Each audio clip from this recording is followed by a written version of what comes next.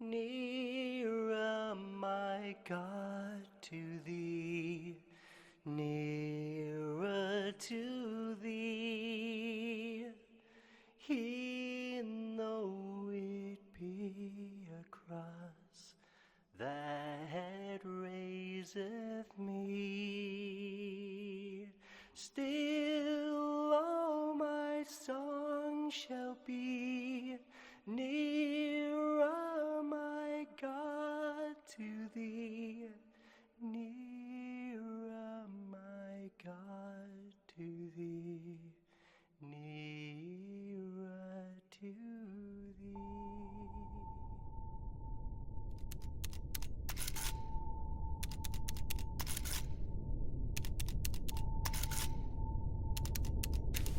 Hello.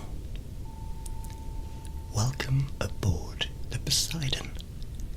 It is Craig, whispering storyteller here. I hope you are well.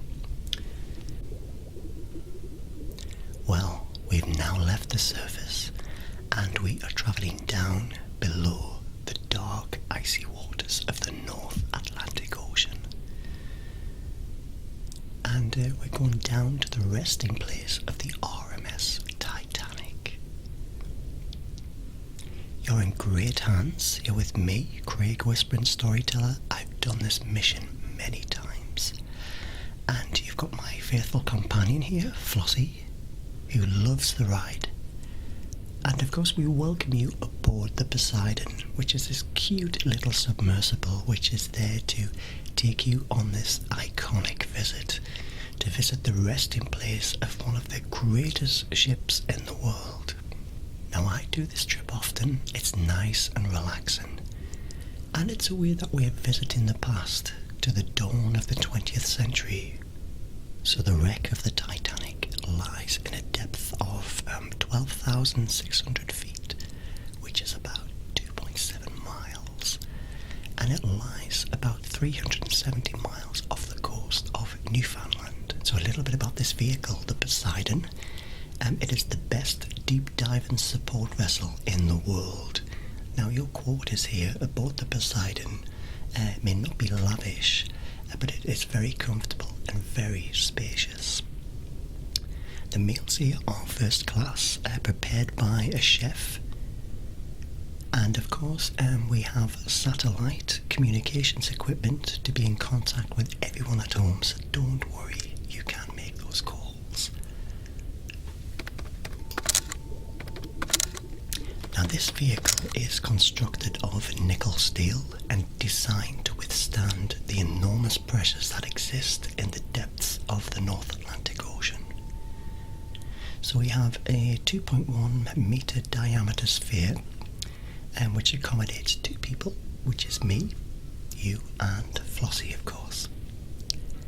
The air pressure inside this remains at a constant 1 atmosphere. The air is recycled in a manner similar to those used aboard spacecraft. During the dive there will be a drop slightly in temperature and some slight internal condensation, but nothing to worry about. Everything is fine. So when we get down to the bottom of the Atlantic Ocean, we can highlight the area with our powerful lights of the submersible. So view and port, which is this portal that we have in front of us, will be filled with images of the RMS Titanic itself. Our lovely bright lights will pick up her huge anchors, which is much larger than the submersible, and the capstans and the bridge, and of course the famous staircase, which was made very famous in the James Cameron movie. And this will all be nestled within the rivers of rust as the oceans are slowly devouring the Grand Lady herself. You will see the ship's telemotor, the massive boilers. You will see the Marconi Room, which of course sent the very first SOS broadcast in the world. And amongst the thousands of tons of twisted and corroding metal, you'll catch a glimpse of articles of a personal nature, such as bags, ladies' shoes, of course, solemn reminders of the human loss of the Titanic tragedy. Now, this submersible has very powerful and long-lasting battery systems, which has more capacity than any other deep-diving submersible to enable the exploring of the wreck to continue for a lengthy time. Upon completion of this diving mission, ballast water will be pumped out and this submersible will begin its ascent. So how do you feel about visiting the Titanic? I'm sure it's amazing. The first time I saw it, it was absolutely breathtaking. If there's any questions you have at all, please feel free to ask them. I'll be more than happy to assist you with anything.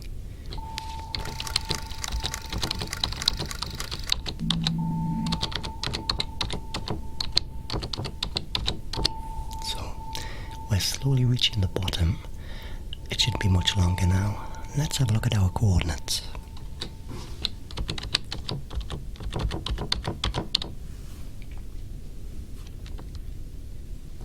Yeah, if you want to take a look outside your porthole, you should be able to see the bottom of the Atlantic Ocean. Have a look, see what you think. As you can see, it's quite ghostly out there, isn't it? It's almost like being on an alien planet. And the silence as well. Okay, so we're now at 12,500 feet below the surface. So of course Titanic lies in two main pieces at about a third of a mile apart. So the bow, which we are approaching very shortly, is still recognisable with lots of preserved interiors. Now there has been a lot of deterioration and damage caused by when the ship hit the ocean bed. And in contrast, the stern is completely ruined. A debris field around the two pieces of wreckage contains hundreds and thousands of items which spilled from the ship as she sank. Now, of course, a lot of questions that people have are what happened to the people that went down with the Titanic. Well, it's a morbid question, of course, but one that does need answering. So the bodies of the passengers and the crew would have also been distributed across the seabed and would have been consumed by organisms. So they wouldn't have lasted very long. You're not going to see anything like that down here. So of course Titanic hit an iceberg during her maiden voyage in 1912, and numerous expeditions have tried using sonar to try and map the area to find the wreckage. However, it was unsuccessful until 1985. It was a joint American-French expedition by Jean-Louis Michel and Dr. Robert Bullard. The wreck has been the focus of intense interest and has been visited by numerous expeditions. Controversial salvage operations have recovered thousands of artifacts which have been put on public display. So many schemes have been proposed to raise the Titanic, including filling the wreckage with ping pong balls filled with Vaseline. However, the wreckage is far too fragile to be raised now. Let's have a look.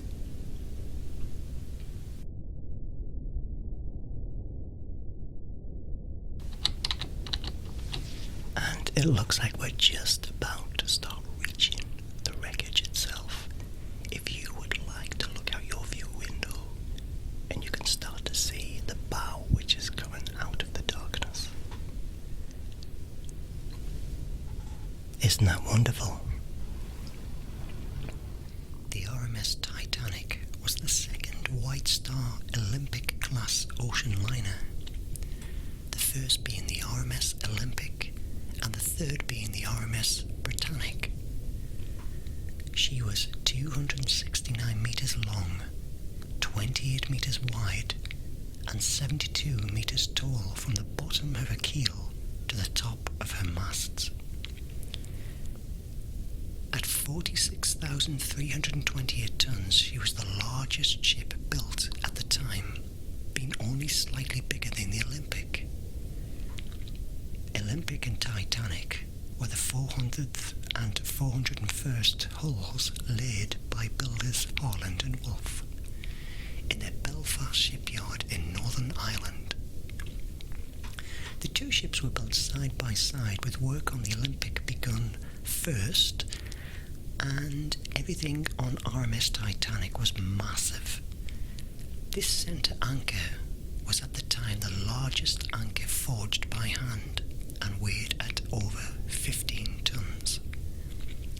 The centre anchor and the two bore anchors were made by Noah Hinglin Sons in their workshop in Dudley, England. The anchors were transported to Belfast by horse train and ship before being installed. It took 3 years to construct Titanic. By the 2nd of April 1912, Titanic was completed and taken out of the Irish Sea for her trials. She was certified as seaworthy by the British Board of Trade and ready for her maiden voyage. She would be servicing the transatlantic route, a journey from Southampton, England to New York, USA, with stops at Cherbourg, France, and Queenstown in Ireland. RMS Titanic carried mail and cargo as well as passengers. She had 6 cargo hatches with numbers 1, 2, and 3 forward and 4, 5, and 6 aft. On our left is the number 1 hatch, the access point for the forwardmost cargo hold. The hatch cover can be found lying about 100 metres in front of the bow. It was blown off this hatch when that bow impacted on the ocean floor, and the water inside was forced up and out of the ship. After departing Southampton on the afternoon of Wednesday the 10th of April, RMS Titanic began her 5,360 kilometre journey to New York City. She was due to arrive in the early hours of Wednesday the 17th of April, but with calm ocean conditions and good weather, it was possible she could arrive early on Tuesday evening instead. The night of the 14th of April was moonless and a light fog was developing on the horizon. Titanic's Captain Edward Smith had received a number of ice warnings during the day and had changed their course so they could go further south to avoid the affected areas. The captain retired and the first officer, William Murdoch, took charge of the bridge as the officer of the watch. Titanic steamed ahead through the night while lookouts Frederick Fleet and Reginald Lee searched the horizon for small ice. They were standing here in the crow's nest when at 11:40 p.m. Fleet spotted an iceberg directly ahead. He rang the warning bell 3 times to indicate an obstacle ahead and phoned the bridge. Murdoch gave the order and the ship turned to port, but it was too late. Titanic struck an iceberg on our starboard side. The impact buckled hull plates and sheared rivets, revealing her 6 compartments to the ocean itself. You can see here the remains of the crow's nest platform and the mounting bracket for the bell above the access hole. The bell and the telephone can be found lying on the debris field. The lookouts would climb up a ladder on the inside of this mast to reach the crow's nest. Both Lee and Fleet didn't believe Titanic had struck the iceberg hard enough and thought it was just a close shave. They didn't realise the seriousness of the situation until they arrived on the board deck and were ordered into lifeboats.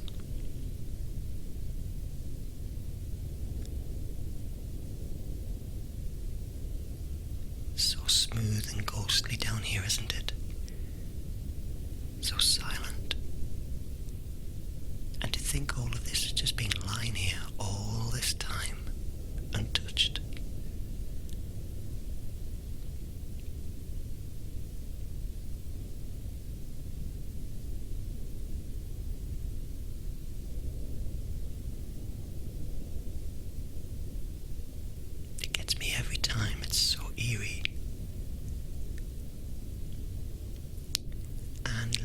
if we can look a little further here. Going inside with our little robotic arms. So we are now heading down the number 2 hatch to reach the main cargo hold and the mail room. We're passing decks D, E, F and G, which house the 3rd class open space and cabins for the 3rd class single men and crew. And 3rd class single women and families were also accommodated in the stern. The D-deck open space was a large sheltered area with bench seats and small tables and a bar. Steerage passengers used the space to walk and socialise and listen to music. They were expected to create their own entertainment, however, and some passengers brought their instruments with them for the journey. The 3rd class passengers held a dance party here on the night of the sinking.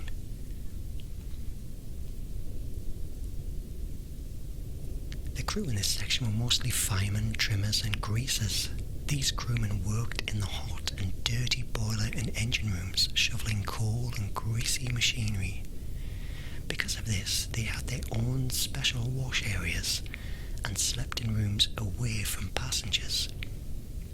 They accessed their work areas through a passageway under the cargo hold. This was below Titanic and contained 15 bulkheads, thick walls that separated her lower decks into 16 watertight compartments. It was a new design technique which meant Titanic could stay afloat with up to 4 of her compartments damaged, and led to her being considered unsinkable. Unfortunately, the collision with the iceberg opened 6 compartments. Within the first 15 minutes, this cargo hold was underwater, and the 3rd class accommodation on G-deck above was starting to fill with water. This hold was used to store cargo for the passengers and businesses being transported across the Atlantic.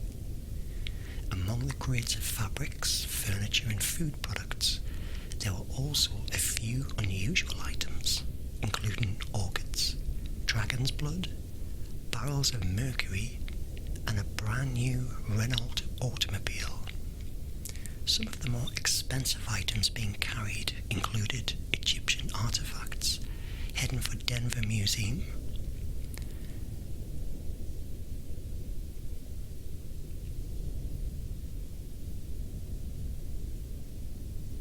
these items were most likely held in the 1st class baggage area next door, which were lost along with the mailroom.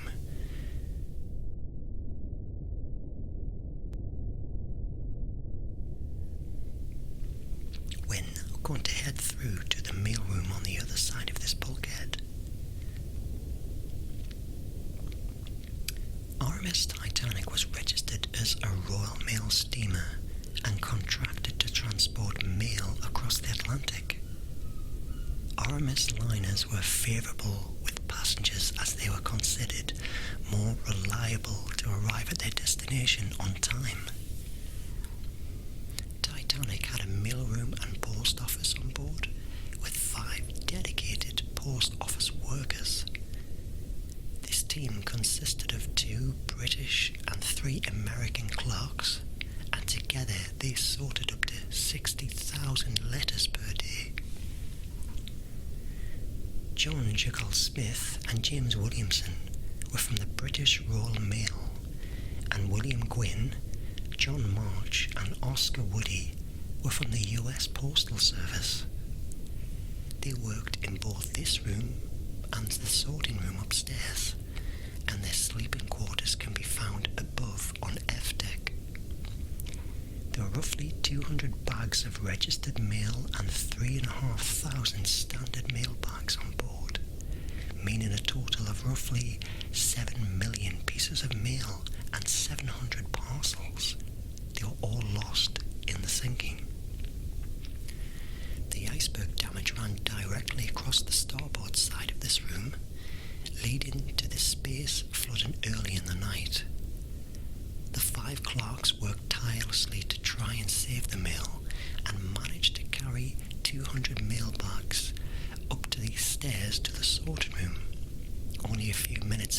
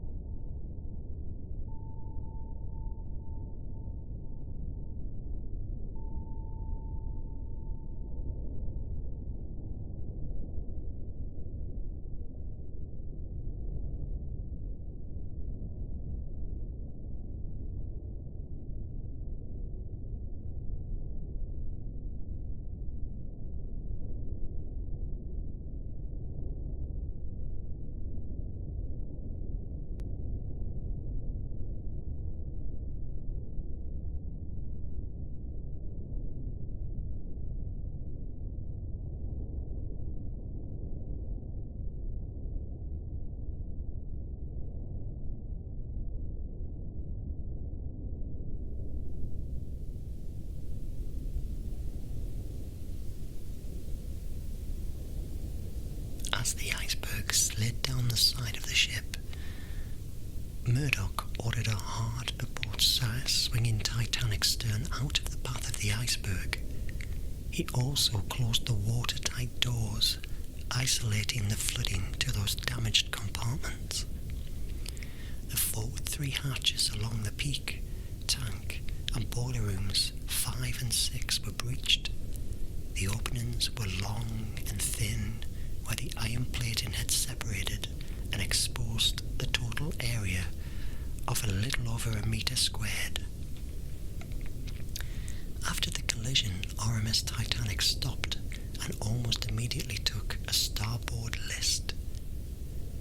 The captain organised a group to go below and inspect the ship for damage. When they returned, Chief Designer Thomas Andrews was summoned to the bridge and given the damage report. Knowing the volume of each breach compartment and the initial rate of flooding, he calculated Titanic would sink within 60 to 90 minutes. The captain gave the order for the lifeboats to be prepared. You see the 4 cables that transmitted the radio signals across the ocean. The top of this mast rests on the collapsed navigation bridge, where the officer of the watch would stand and direct the ship.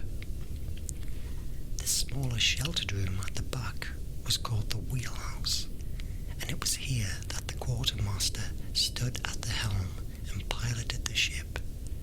You can see the outline of the wheelhouse walls on the floor. This telemotor is all that is left of the wheel, and along with the commemorative plaques, serves as a stark reminder of the events of that night. Titanic carried just 20 lifeboats, 4 more than required by the regulations outlined by the British Board of Trade. There were 14 regular wooden lifeboats, 2 smaller cutters, and 4 collapsible boats. The total capacity of these lifeboats was only 1,178 people, far less than the total that was on board. This fact must have weighed heavily on the captain's mind as he specified the boats to be filled with women and children first. Many passengers refused to board lifeboats, believing they would be safer on board Titanic. Just over an hour after the collision, the first lifeboat left sinking ship by 2 a.m. Only her 4 collapsible lifeboats remained unlaunched.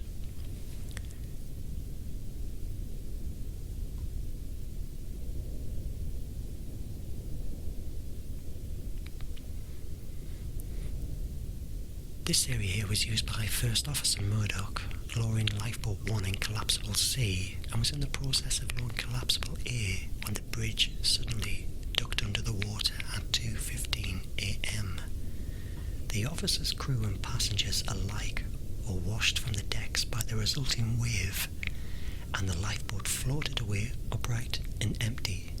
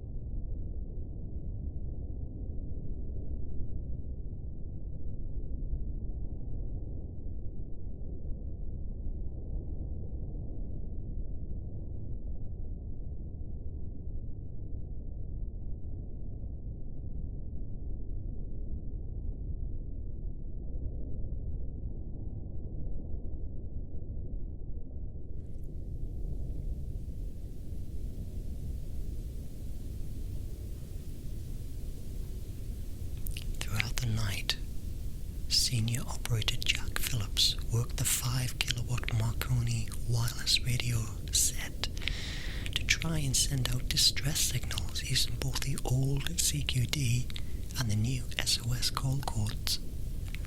He alerted nearby ships to their position and status and received updates of ship locations and estimated arrival times. Junior operator Harold Bride took these updates to Captain Smith and passed the captain's responses back to Phillips for transmission.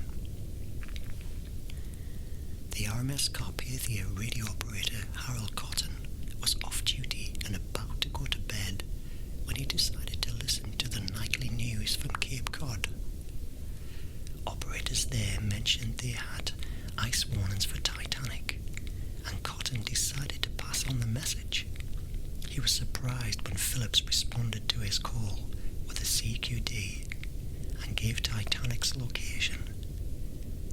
Cotton immediately took the message to Carpathia's captain, Arthur Rostron, who ordered all hands on deck and told Cotton to let Titanic know they were on their way. Calls for assistance were only possible with the help of Titanic's engineers working down in the ship's engine room. Their dynamos powered the ship's lights, water pumps and Marconi equipment. As Titanic took on more water, her engines began to fail, and the signal strength weakened. Bride adjusted the current and motor speed to find the strongest spark. Bride's final settings can be seen on the wall. When water reached the boat deck, the operators left their station, with Bride heading towards the port bow and Phillips to the starboard stern. After the wave washed over the decks, Bride found himself in the water underneath collapsible B and managed to climb aboard. Phillips was lost in the sinking. RMS Titanic was carrying an estimated 2,208 passengers and crew, with only 712 surviving the disaster. Those who survived spent their night floating in darkness until RMS Carpathia arrived around 4 a.m. Captain Roston had pushed the Conard liner to break her speed record, but it wasn't enough. Titanic had sunk before Carpathia had even arrived, and they found 20 lifeboats at Titanic's location. Unfortunately, the exact number of victims is unknown, as there were many last-minute ticket purchases and cancellations, and the documentation was lost along with the ship. Of 1,370 known passengers, only half were travelling third class, or steerage, as it was called. These passengers couldn't access the boat deck without entering second class or crew areas, meaning only many were unaware of how to get to the lifeboats and escape the sinking. Passengers from different classes were strictly separated and not allowed to visit each other's areas. This was mainly for health and immigration reasons, and all third-class passengers emigrating to the United States were taken to Ellis Island for a health check and processing before being allowed to enter the mainland. The US government was concerned about diseases entering the country, and all ships transporting people to the United States had to adhere to the segregation laws. First and second class passengers had no issues making their way to the bow deck. A staircase was provided to both classes, direct access. This forward grand staircase is one of the most iconic spaces within the ship, and linked the floors accessible to the first class from the board deck through to the F deck. Each deck contained stylized cabins, common spaces, and state-of-the-art facilities.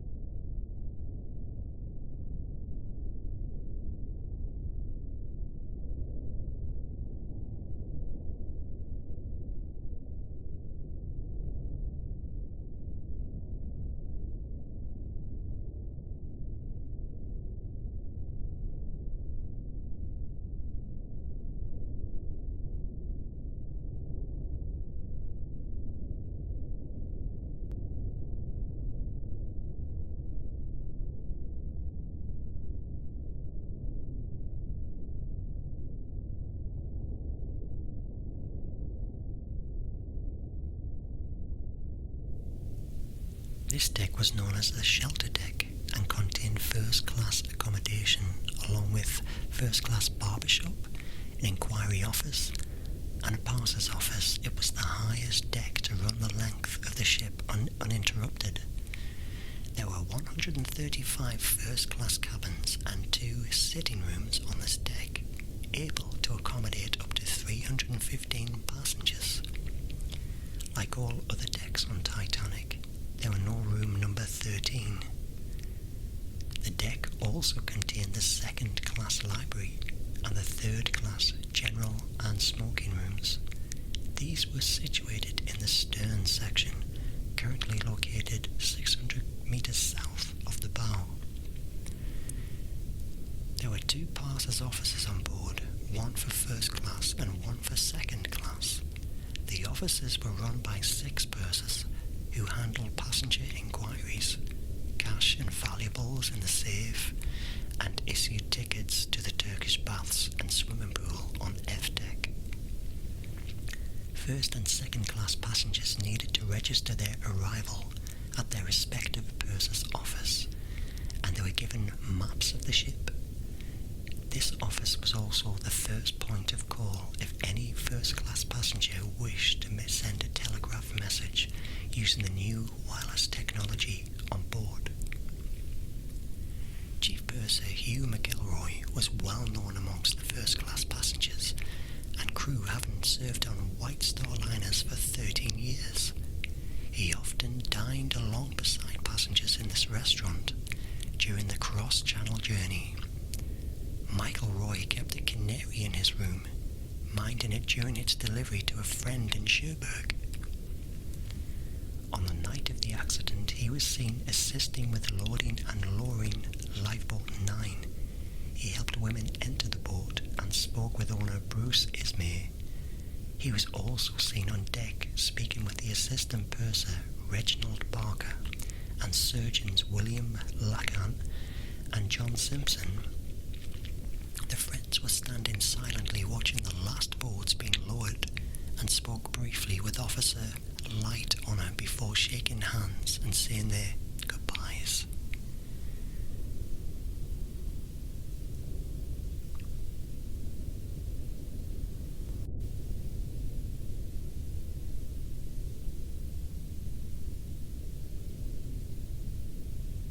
The sitting room, one of the most recognisable on board Titanic, occupied by the Strausses.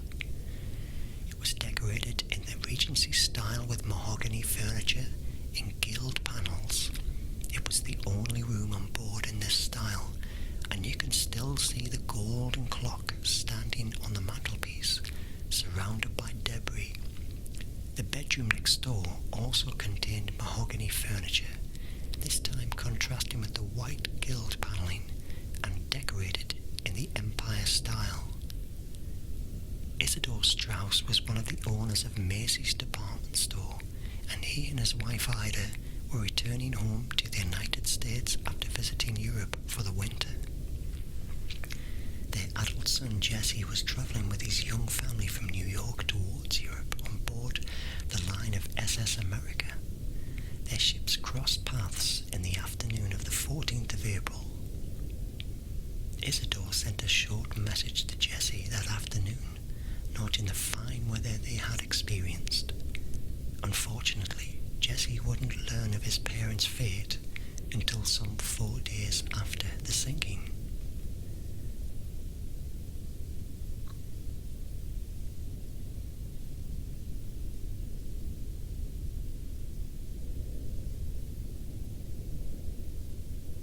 The elderly couple were woken by the slight bump as Titanic struck the iceberg and made their way up onto deck after waking their maid.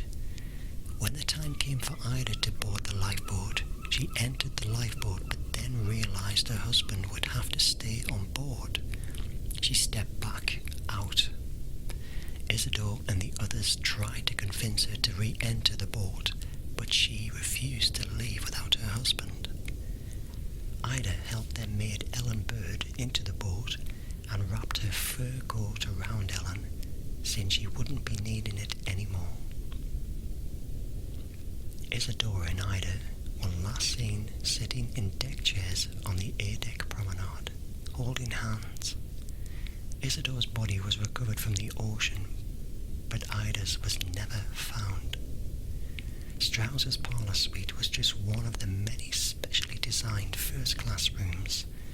The 77 large staterooms were decorated in a range of different period styles. Titanic was designed to be the height of opulence, and the first-class common areas were the most luxurious. She mostly followed Olympic's design, but White Star Line made many changes to Titanic's layout and fixtures due to feedback from Olympic's maiden voyage. Some design changes can be seen on D-Deck.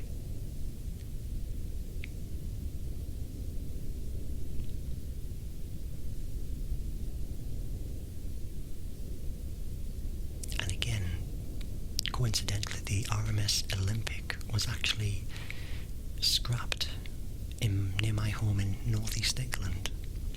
I think it was in the 1930s she was decommissioned and sent as scrap. There's lots of hotels and bed and breakfasts and pubs in my area of northeast England which actually do still have some of the furniture from the RMS Olympic. Just a little bit of trivia for you.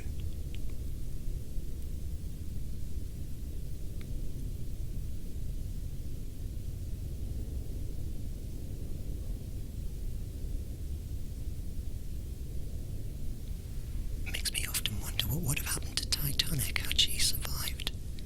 Would she also have been decommissioned at some point? I've often wondered that the RMS Olympic should have been kept as a legacy, as a floating hotel.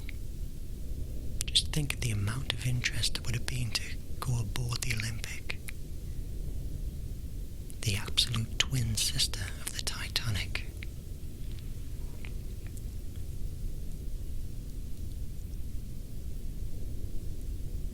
This was the saloon deck and contained the first-class reception and both the first and second-class saloons. This was also the highest deck to accommodate all three classes. This reception room was possibly the most utilised first-class space on the ship. It extends the full width of the ship and was decorated Jacobean style with raised ceilings, white carved panelling and dark green carpet. The arched windows on the sides allowed natural lighting during the day and were lit at night by electric lights hidden behind the glass. White wicker furniture with green cushions and potted pans completed the look, keeping the space open.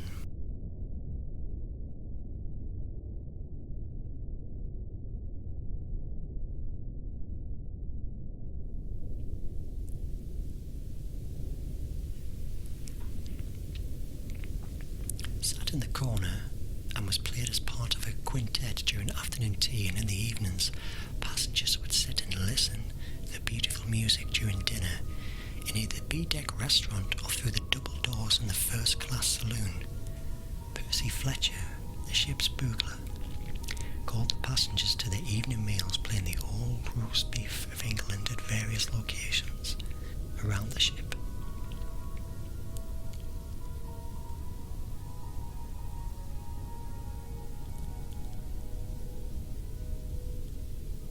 And there it lies, to this day, as it fell.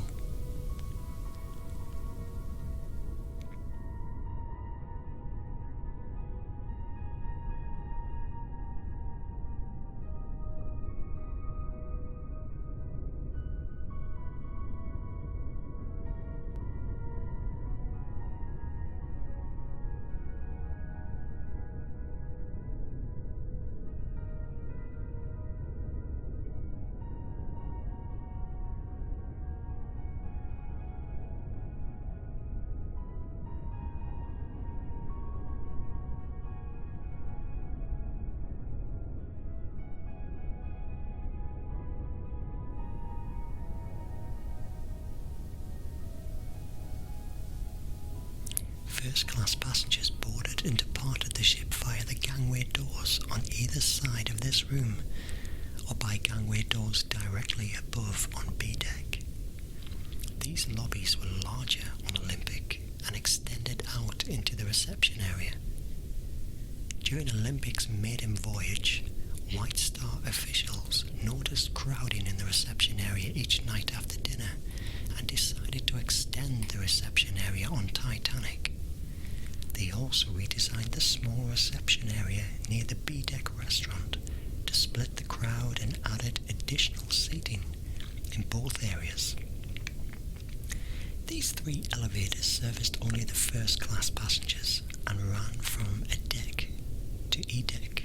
A 4th elevator was available off the second-class staircase and was the first elevator to be available for second class on any White Star liner, as no photographs exist of Titanic's forward grand staircase or elevators. It was assumed they were exact copies of those found on Olympic. It wasn't until film director James Cameron explored this area with ROV that it was discovered the intricate design of the grills is different to that on Olympic. Not a lot of sea life exists on this depth, but we've learned a little bit about the ones that do live, including crabs, coral and sea stars. There have also been 4 species of fish. These fish can grow up to 1 meter long and can be found both inside and outside the wreck.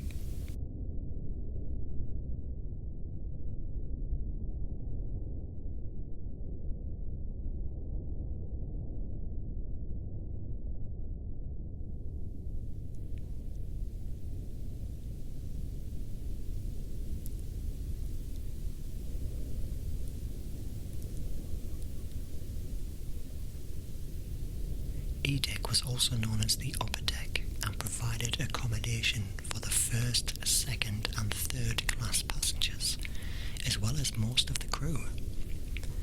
An access corridor used by both crew and steerage ran almost the length of the ship on the port side, just beside this door. It was named Scotland Road by the crew after the busy street in Liverpool. The 2.6 metre wide corridor allowed passengers to make their way to and from the dining saloons on F deck, and crew to reach their quarters. This side of the door was strictly first class only, and running down the starboard side were 45 staterooms. These rooms were alternative first or second class, and were therefore not as luxurious as those on the decks above, but still comfortable. Many contained mahogany furniture with white enamel brass beds.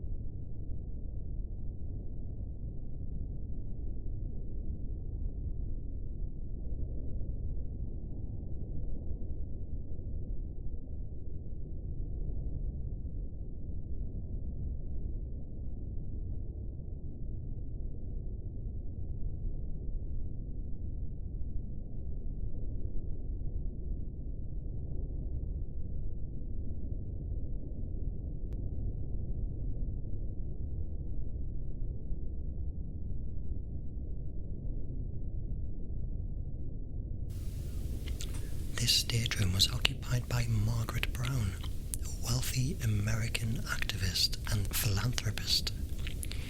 She was heavily involved in workers' and women's rights and campaigned to support those less fortunate both before and after the accident.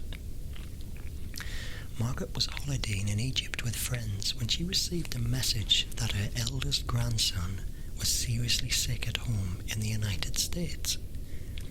she booked the earliest ship from Cherbourg back to New York, the RMS Titanic. In her interview with Colonel Archibald Gracie, she stated she was lying on a brass bed, reading at the time of the accident. She felt the bump but didn't think much of it and kept reading. It wasn't until she heard men talking about heading up on deck that she decided to find out what had happened. One of the men told her to grab a life belt and head up into the board deck.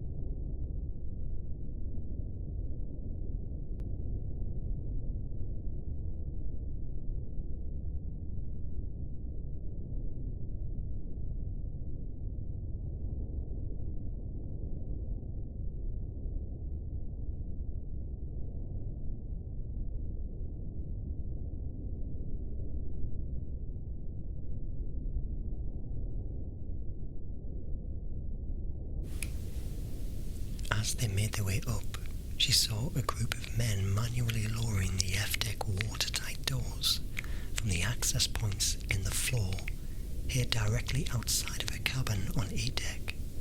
The men were joking around as they worked.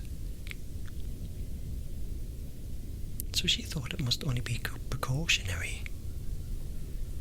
Margaret helped women board lifeboats on the port side of the ship before being persuaded to join Lifeboat 6.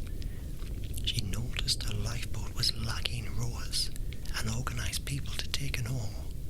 She tried to convince the passengers of her lifeboat to head back to the wreck and save those swimming, but was met with opposition from the quartermaster in charge.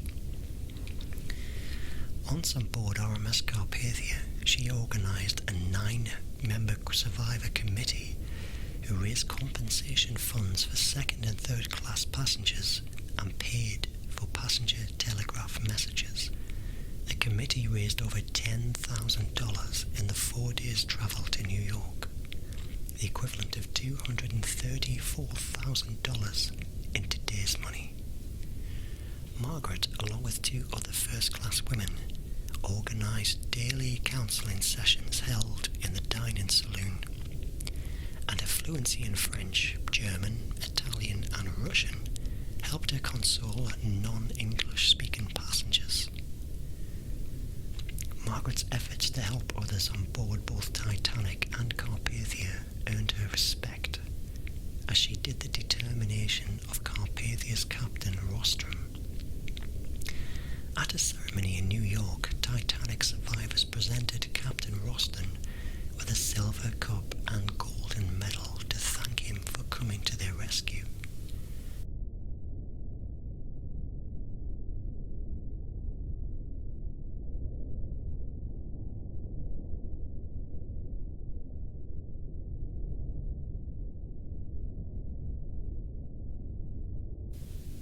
This watertight door is the one Margaret Brown watched being lowered from the floor above.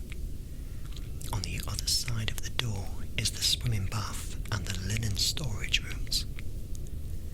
Their estate is unknown, although to this area flooded around an hour after the accident and is expected to be in good condition due to the lack of water movement here. As we can see, the Turkish Baths are well preserved. This was the cooling room, and the first-class passengers would relax here after using the temperate, hot and steam rooms just off the side door. Passengers would change into towels using the change rooms in the starboard corner and store any valuables in the cabinet next to the vestibule, the passengers would make their way down to the temperature room where they would sit or lay in the heat for 10 to 15 minutes. Here they would start to sweat before moving into the adjoining hot room. After spending another 5 to 10 minutes in the hot room, the passenger would either take a cold shower or dip in the swimming bath next door before making their way into the shampooing room. Here, the passenger would lay on a marble table while an attendant gave them a full body wash and a massage. Once dry and wrapped in clean towels, the passenger would make their way back to the cooling room where they could relax until their body returned to the normal temperature. The Turkish Baths is one of the best preserved areas on the ship, and with most of the tiles, ceiling lanterns and wooden panelling still in place. The deep location within the wreck leaves it protected from the destructive currents, although there is still sea life down here. The rusticles from the ceiling are created by iron-eating bacteria. They come in different shapes and are incredibly fragile, disintegrating when touched. Along with the bacteria, fungi, shells, sand, clay and coal can be found within the rusticles. Scientists have been collecting samples to determine the different strains of bacteria living on the ship, and the research has been used to preserve oil and gas pipelines and safely dispose of old ships.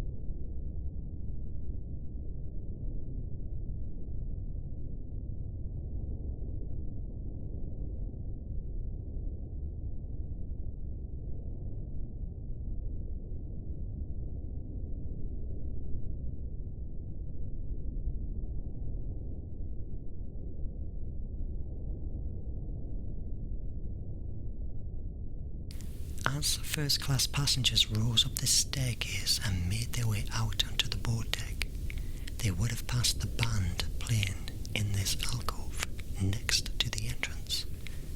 The band consisted of 8 musicians, led by violinist Wallace Hartley. They usually played separately as a quintet and string trio at varying locations throughout the day. During the evacuation, the musicians began playing near the B-deck restaurant, before later on moving up to this position near the former grand staircase.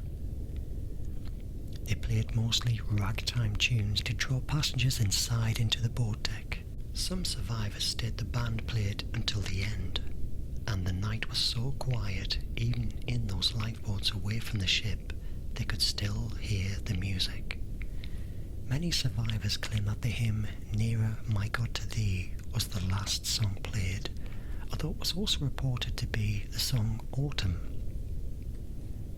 Sadly, all 8 members died during the sinking, with only 3 remains recovered by the cable ship. McKay, Bennett, Wallace, Hartley was one of them, found with his violin inside of his case, strapped to his body. The violin was an engagement gift from his fiancée, and it was returned to her following his death. Memorial monuments have been erected around the world to honour those who died at their posts as Titanic sank. The musicians playing on deck, the passengers who loaded lifeboats and then stood aside, the firemen and the engineers keeping the dynamos.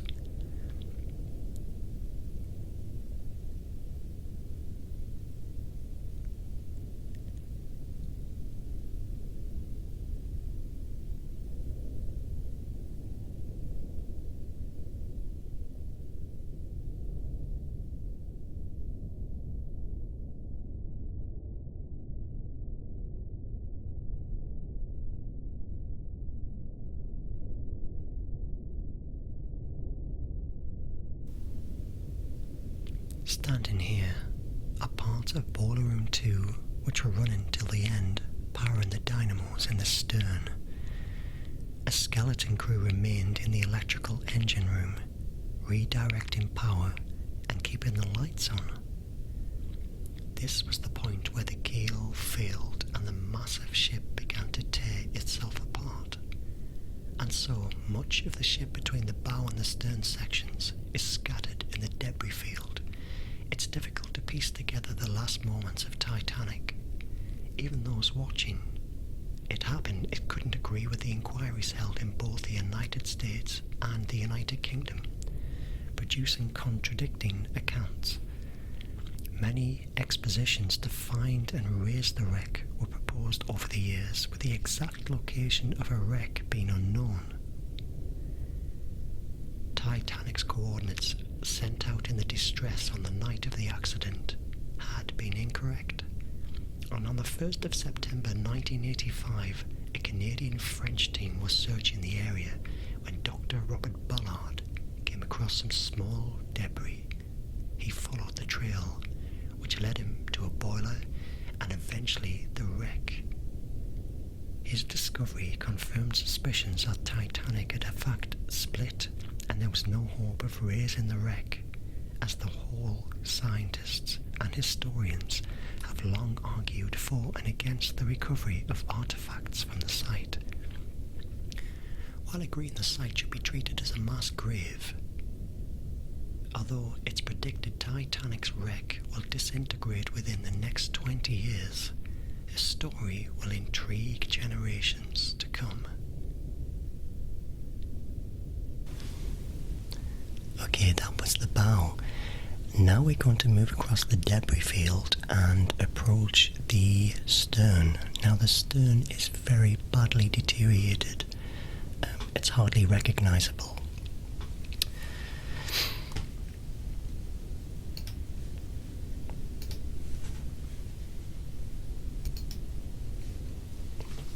And as Titanic, as Titanic broke apart, many objects and pieces of hull were scattered across the seabed. There are 2 debris fields in the vicinity of the wreck, each between 2,000 and 2,600 meters long. Now, as Titanic fell apart, many objects and pieces of hull were scattered across the ocean bed, and there are 2 debris fields in the vicinity of the wreck, each between 2,000 and 2,600 feet, trailing in a southwesterly direction from the bow and the stern. They cover an area of 2 square miles, and most of the debris is concentrated near the stern section of Titanic, and it consists of thousands of objects from the interior of the ship. The stern of the ship, which measures around 350 feet in length, was catastrophically damaged during the descent, and in landing on the seabed, it had not fully filled with water when it sank, and the increase in water pressure caused the trapped air pockets to implode, tearing apart the hull.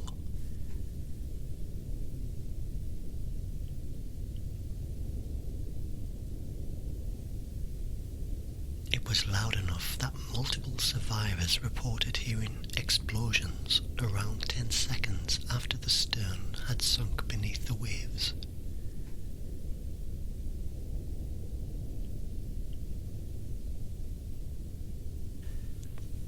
Data from a sonar map made during the 2010 expedition showed that the stern rotated like a helicopter blade as it sunk, hitting the bottom at a speed of 50 miles per hour.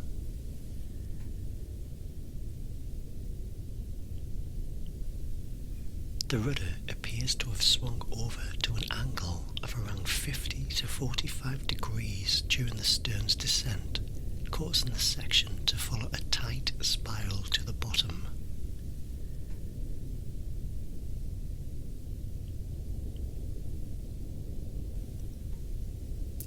presumably struck rudder first, burying most of the rudder in the mud up to a depth of 50 feet.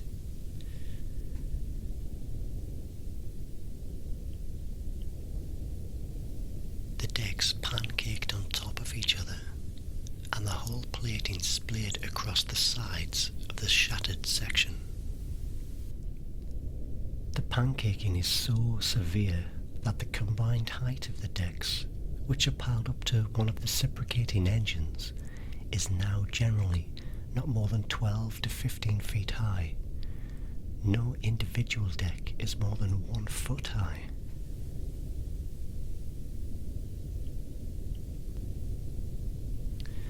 One such section, thought to have been from the galleys, separated from the stern in one piece and landed nearby.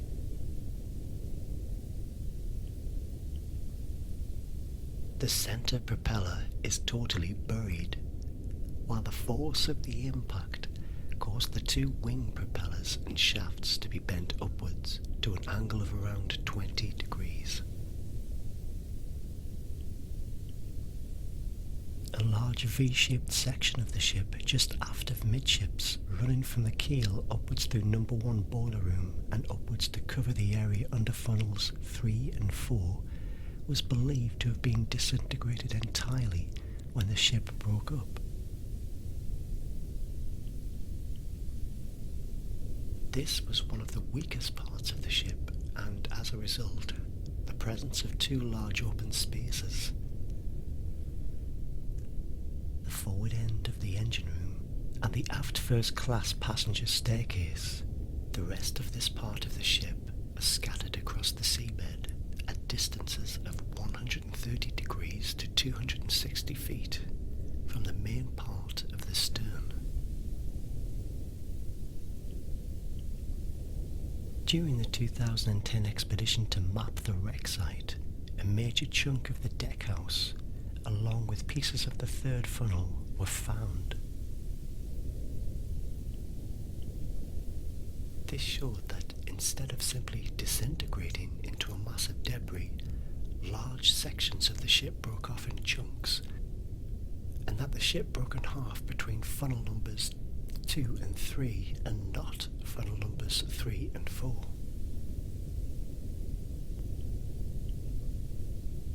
Five of the boilers from number 1 boiler room came loose during its disintegration and landed in the debris field around the stern.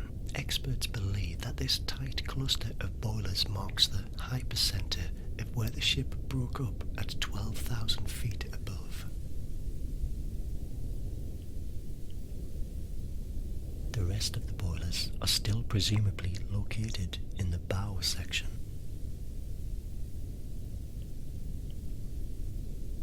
The first people to dive down to the Titanic in nearly 15 years say that the wreck is deteriorating rapidly. Over the course of 5 submersible dives, an international team of deep-sea explorers surveyed the sunken ship.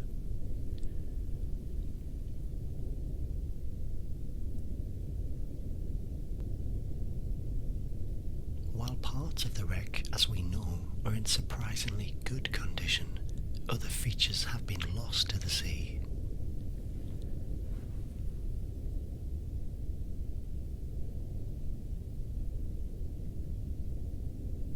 The worst decay is seen on the starboard side of the officers' quarters.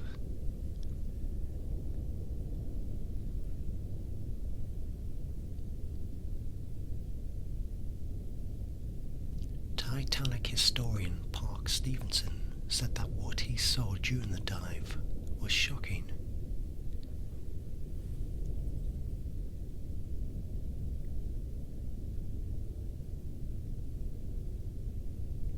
The captain's bathtub is a favourite image amongst Titanic enthusiasts, and that is now gone, he said. That whole deck house on that side is collapsing, taking with it the staterooms, and the deterioration is going to continue advancing. He said the sloping lounge roof on the bow section would probably be the next part to be lost. obscuring views of the ship's interior. Titanic is returning to nature. Strong ocean currents, salt corrosion, and the metal-eating bacteria are attacking the ship. Bad weather in the Atlantic and strong underwater currents are making the dives difficult. Getting entangled with the wreck is also a significant risk for the team. All Titanic survivors have now passed away. The last was 97-year-old Melvina Dean in 2009, who was the youngest passenger aboard in 1912 at the age of 2 months. All that we have left now is the Titanic herself, and soon she will be gone.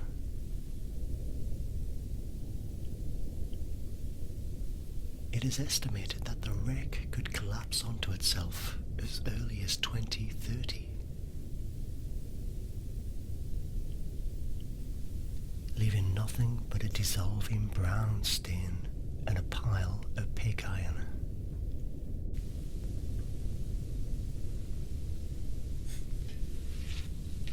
Well, that concludes our trip to the RMS Titanic.